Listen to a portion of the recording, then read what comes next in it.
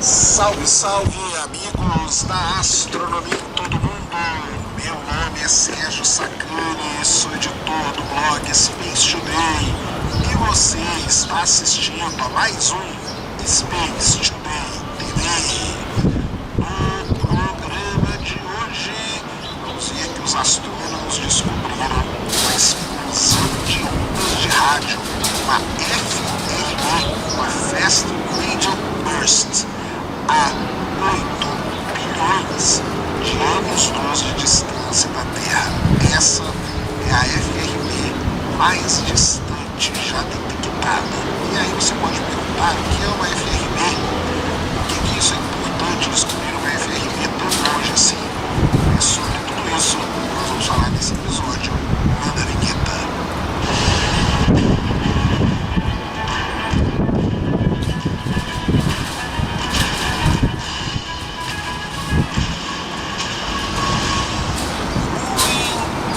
Pessoal, vídeo novo aqui no canal. Antes do vídeo começar, você já desce aí, já deixa o seu like, já se inscreve no canal para você não esquecer durante o vídeo e para ajudar a causa da divulgação científica no Brasil. Estou fazendo propaganda lá no Horizonte de Eventos, então vai lá ouvir o último episódio mais recente, né, que a gente gosta de dizer, sobre a Era das Trevas do Universo. Então vai lá para você entender direitinho o que foi essa era, como que a gente pode entender ela e qual a importância dela para a gente, que a gente possa entender aí a evolução do universo. O Horizonte de Eventos é um podcast raiz, aquele que é só áudio. Você pode ouvir lá no Spotify, vou deixar o link aí. Lá você pode deixar, se você quer, uma segunda parte sobre Era das Trevas e comentar lá o que você achou, beleza? Vou deixar o link aí na descrição desse vídeo. Dito isso, vamos para o vídeo de hoje, passar aqui nossos 10, 15 minutinhos batendo um papo sobre algo importante, interessante e relevante que acontece no nosso universo. Vamos lá. Existem vários tipos de explosões no universo, supernova, por aí vai. Em 2007, os astrônomos descobriram um tipo diferente de explosão, que ela só era detectada em ondas de rádio e elas tinham uma duração muito curta. Eles deram o nome para essa explosão de FRB, ou Fast Radio Burst. Ou se você traduzir aí da forma mais livre que você quiser, você pode chamar de rajadas rápidas em ondas de rádio, ou rápidas explosões em ondas de rádio, aí fica ao seu critério a tradução. As FRBs, elas vêm intrigando os astrônomos desde a sua descoberta. Como falei, ela foi descoberta pela primeira vez, detectada em 2007. Desde lá, telescópios, observatórios já foram construídos especificamente para detectar esse tipo de explosão. O que causa uma FRB? Isso ainda é um tema de muita discussão. Pode ser que seja alguma coisa que acontece numa magnetar, que é uma estrela de nêutrons altamente magnetizada. As estrelas de nêutrons, elas têm uma crosta, e nessa crosta podem acontecer determinados fenômenos que causam essas explosões ou essas rajadas. Mas isso é algo ainda que é muito discutido. O lance das FRBs é que quando elas surgiram, pelo fato de elas serem detectadas somente nas ondas de rádio, algumas pessoas disseram que elas poderiam estar relacionadas com sinais provenientes de outras civilizações do universo. Então elas ganharam uma certa manchete por conta disso. Muito bem. Desde 2007, os astrônomos vêm detectando aí, não detectamos tantas assim ainda, mas vem detectando então as FRBs, elas têm vários mistérios envolvidos com ela. Por exemplo, algumas se repetem. Isso mesmo, você detecta, depois de um tempo você detecta aquela mesma explosão. Isso aí é uma coisa interessante, porque elas se repetem, né?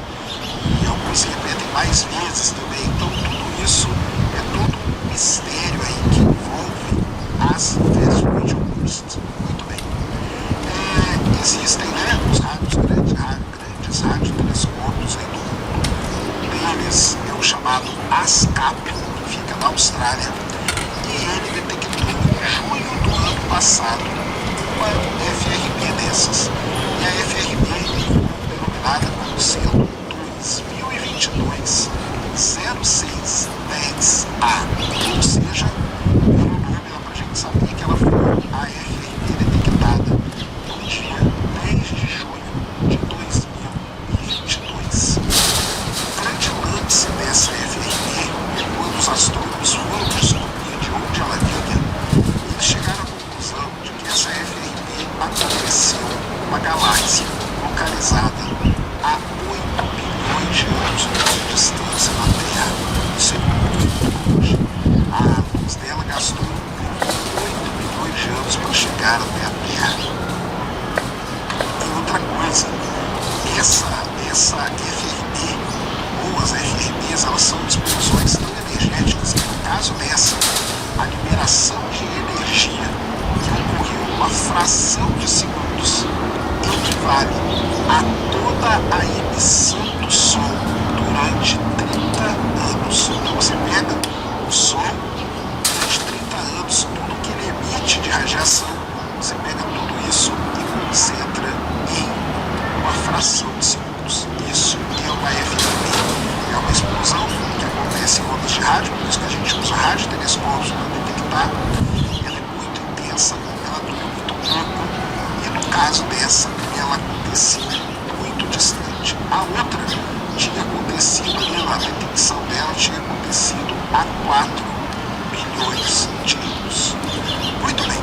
E aí você pode perguntar por que detectar uma FRB dessa é importante para a astronomia. Muito bom. Existe no universo o que a gente chama de uma matéria perdida. Não confunda matéria escura, nem com energia escura, nem nada disso. É uma matéria que está perdida. A gente falta essa matéria, ela tem que estar em algum lugar. Porque se a gente contar a quantidade de matéria normal do universo, os átomos, tudo que a gente conhece e tudo mais, a gente descobre que falta metade dessa matéria. Ou seja, metade da matéria do universo conhecida, ela é perdida. A gente não sabe. Os astrônomos têm uma ideia de que essa matéria perdida estaria escondida no espaço entre as galáxias. Mas ela pode ser tão quente e difusa que é impossível detectar ou observar essa matéria usando as técnicas normais. E é aí que entram as FRBs. As FRBs, elas podem serem usadas como faróis, vamos dizer assim, para detectar essa matéria que está perdida. Olha só que interessante, porque você tem aquela grande rajada super energética em ondas de rádio. Quando essa rajada passa por essa matéria que está perdida, que a gente não consegue detectar, ela meio que ilumina essa matéria. E aí a gente conseguiria ver essa matéria. Olha só que interessante. E outra coisa, quanto mais distante está uma FRB, mais difuso é o gás revelado entre as galáxias. Então, isso aí criou-se uma relação. Então, você detectar FRBs muito distantes, isso é muito bom para que a gente possa entender, ou quem sabe até mesmo detectar essa matéria perdida. Como eu disse, a gente não sabe o que causa essas explosões ainda ao certo, mas as explosões são eventos comuns no universo. E a gente não detecta tantos ainda. Por quê? Porque a gente não tem o equipamento certo para tudo isso. Mas aí, com o passar do tempo, a gente detectando cada vez mais FRBs, detectando FRBs cada vez mais distantes, a gente pode conseguir iluminar essa matéria perdida, detectar essa matéria perdida, e isso é muito legal. O lance é que essa FRB foi detectada pelo ASTRO, depois pelo ALMA também. O ALMA participou de toda essa medida. Ela está no que a gente chama do limite.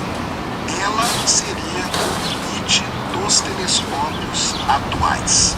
E aí existem novos telescópios telescópios que estão sendo construídos, novos radiotelescópios que estão sendo construídos, principalmente o SKA. E com tudo isso, a gente poderia ter esse mais de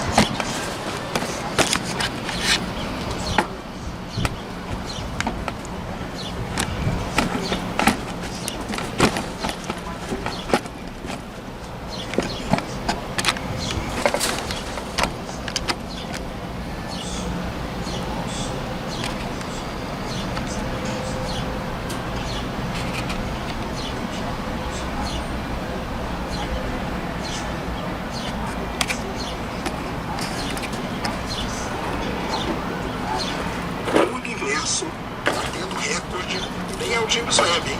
Dessa vez são radiotelescópios aqui na Terra. Tudo isso vai fazer o quê? Vai fazer com que a gente tente entender cada vez mais, cada vez melhor o universo em que vivemos. Beleza? Pessoal, esse então era o vídeo que eu queria trazer aqui no canal para vocês agora. Espero que vocês tenham gostado. Se gostou, já sabe, aquele tapa do dedão, aquela voadora com tudo no peito do like. Isso ajuda pra caramba o vídeo, o canal a ganhar relevância. Nunca se esqueça do pacotão youtubístico, compartilha, favorita, se inscreve no canal se você ainda não é inscrito, deixa aí nos comentários o que você quiser saber. Tamo junto diuturnamente na luta contra a má divulgação científica no Brasil e contra a anemia da divulgação da astronomia no nosso país. Mais uma vez, meu nome é Sérgio Sacani, sou editor do blog Space Today e você acabou de assistir a mais um Space Today TV. Fui!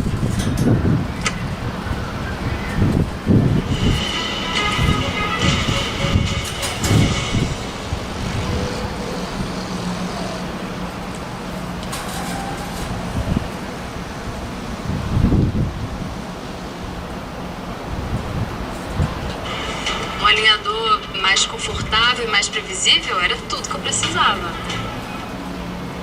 Salve, salve, amigos da astronomia em todo mundo! Meu nome é Sérgio Sacani, sou editor do blog Space Today e você está assistindo a mais um Space Today TV. No programa de hoje vamos dar um tempinho para o James Webb, vamos deixar ele um pouquinho de lado.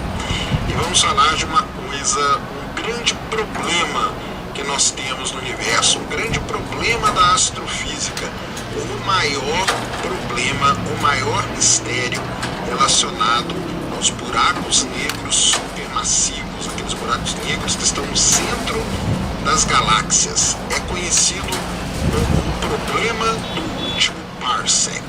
É sobre isso que nós vamos falar.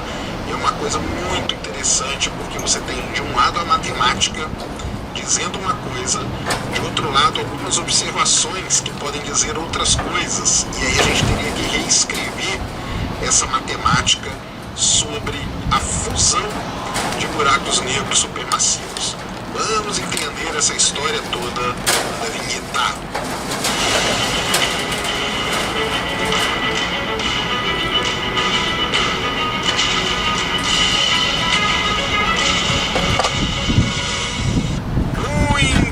Pessoal, vídeo novo aqui no canal. Antes do vídeo começar, você já desce aí, já deixa o seu like, já se inscreve no canal para você não esquecer durante o vídeo e para ajudar a causa da divulgação científica no Brasil. É o seguinte, né? Você tem que fazer 3 coisinhas antes de começar esse vídeo. Primeira delas, ir lá no IBEST em Cultura e Curiosidades e votar no Space Today. Então vai lá agora, porque toda semana eles estão fazendo ali como se fosse um paredão e o último é eliminado. Então, para o Space Today não ser eliminado e ir galgando aí semana a semana e para a gente tentar ganhar o prêmio, vote agora. Vou deixar o link aí na descrição para vocês, beleza?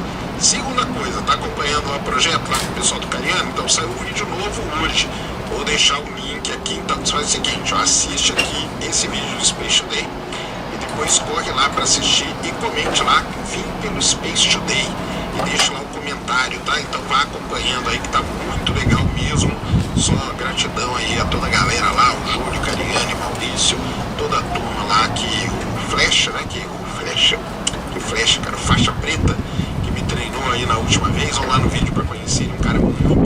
manja muito também. Então, vai lá, o vídeo vai ficar aí na descrição para vocês. E por último, sobre o eclipse anular do Sol do dia 14 de outubro. Dia 14 de outubro vai ter um eclipse, ele vai passar uma faixa ali no norte e nordeste brasileiro, e nós estaremos lá em João Pessoa para observar e transmitir o eclipse. Mas antes, dia 12 e 13, teremos eventos pré-eclipse para preparar a turma para esse evento aí astronômico espetacular. E os links estão todos aí na descrição. Vá lá para você adquirir o seu ingresso nos eventos pré-eclipse, que são lugares fechados, então tem um número X de pessoas. Então adquira já o seu ingresso, os links estão aí na descrição. Combinado?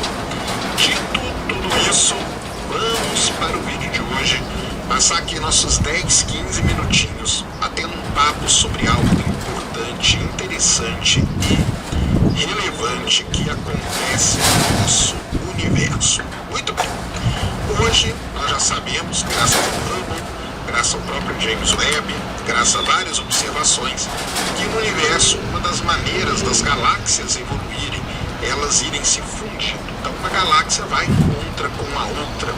Existem processos em que uma galáxia é muito maior que a outra, aí a gente chama de canibalismo galáctico, ou seja, uma galáxia engole a outra. Via Láctea fez isso muito, mas existem situações em que galáxias têm mais ou menos o mesmo tamanho. E quando isso acontece, quando elas se aproximam, elas acabam se fundindo e criando uma outra galáxia. Isso é o que vai acontecer com a Via Láctea e com a galáxia de Andrômeda daqui a aproximadamente uns 5 bilhões de anos. Elas estão se aproximando e vão se fundir e virar uma galáxia só. Então isso é muito importante.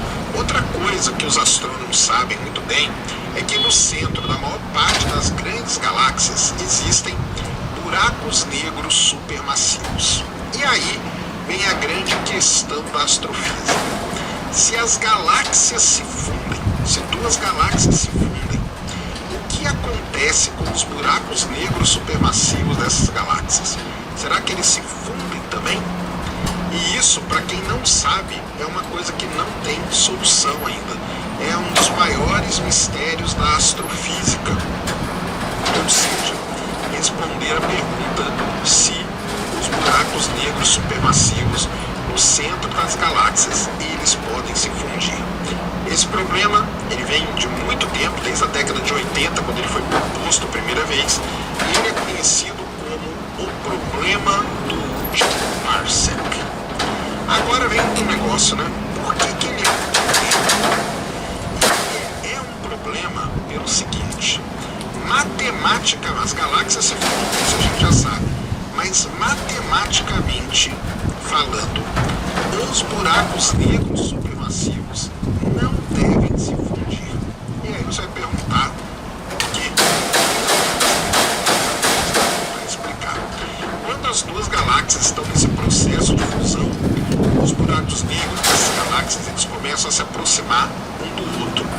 Esse fenômeno é conhecido como fricção dinâmica. Essa fricção vai fazendo com que os buracos negros vão perdendo energia e vão se aproximando. Nesse processo, o que os buracos negros fazem é o seguinte: eles vão limpando, né, tudo que tiver ali ao redor deles. Então eles limpam estrelas, nuvens de gás, poeira, tudo isso eles vão se limpando e eles vão se aproximando. O problema é que eles chegam num ponto em que eles param, eles não se aproximam mais. E eles ficam nesse ponto a uma distância de 1 parsec um do outro. E aí, o que acontece?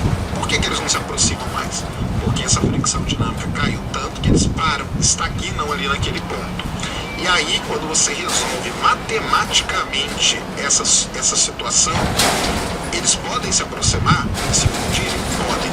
Mas o tempo que eles vão gastar é maior do que a idade do universo. Olha que problemaço que os astrônomos conseguiram chegar. Então, eles vão se aproximando, chegam a 1 parsec. E para vencer esse último parsec de aproximação, para eles se fundirem, eles gastariam um tempo maior do que a idade do universo. E aí é o seguinte, né? Caso os buracos negros supermassivos não se fundam, acabou, não tem problema nenhum. as equações e tudo mais, está tudo perfeito, tudo dizendo como as coisas devem acontecer. O problema nasce é quando os buracos negros supermassivos, na verdade, né, eles se fundirem. Aí sim, se os buracos negros se fundirem, tudo isso que eu falei para vocês deixa de valer. Ou seja, nós teríamos que bolar uma nova solução para aquilo. E tem uma coisa, né? Muitos astrofísicos dizem que na verdade tudo isso está errado e que os buracos negros supermassivos se fundem sim. E aí chega a hora de comprovar essa fusão dos buracos negros supermassivos. Muito bem. Nós sabemos que uma maneira de você provar a fusão desses objetos é por meio da detecção de ondas gravitacionais. Aí você vai falar, opa, então tá beleza, né? Nós temos o LIGO, o Virgo e eles podem detectar. Não podem. O LIGO e o Virgo, eles só conseguem detectar a fusão de buracos negros pequenos, de buracos negros de massa estelar, que a gente chama. Esses buracos negros supermassivos, eles caem em outra frequência no espectro gravitacional que a gente tem. E a gente teria que ter outros equipamentos. Quais seriam esses equipamentos? Já estão sendo desenvolvidos. Um deles é o LISA. O LISA vai ser um detector de ondas gravitacionais que vai ficar no espaço. Ele vai usar 3 satélites no espaço. Esses satélites muito espaçados um do outro. Isso vai criar a mesma estrutura geométrica que o LIGO e o Virgo tem, só que no espaço, e aí eles poderiam detectar a onda gravitacional proveniente de buracos negros supermassivos. O problema é que o LISA vai demorar um pouquinho ainda para chegar. E aí você deve lembrar, se você assiste aqui o canal, que há pouco tempo, né, veio aquela grande descoberta do Nanograv. Lembra? O Nanograv fez uma descoberta, ele ouviu ali as ondas gravitacionais de baixíssima frequência, que são essas aí, geradas por buracos negros supermassivos, e a gente disse, né, que aquilo ali pode ser sim a fusão de buracos negros supermassivos. Mas aí é que tá. Pode ser isso, mas podem ser outras coisas. Bem, se for mesmo comprovado que é a fusão de buracos negros supermassivos, aí nós temos um grande problema. Temos o problema do último parsec. Temos que resolver isso, rever a matemática, rever o que foi feito até agora, desde a década de 80, para saber o que acontece. E o mais legal dessa descoberta do Nanograv é o seguinte: se for isso, é um problema legal para a gente resolver. E se for outra coisa, também é algo inteiramente novo para a gente estudar. Então é só coisa interessante que vem daí. Nós não sabemos, nós vamos ter que esperar comprovar o que o Nanograv descobriu e se é ou não mesmo a fusão de buracos negros supermassivos, e também esperar o LISA, por exemplo, ir para o espaço para tentar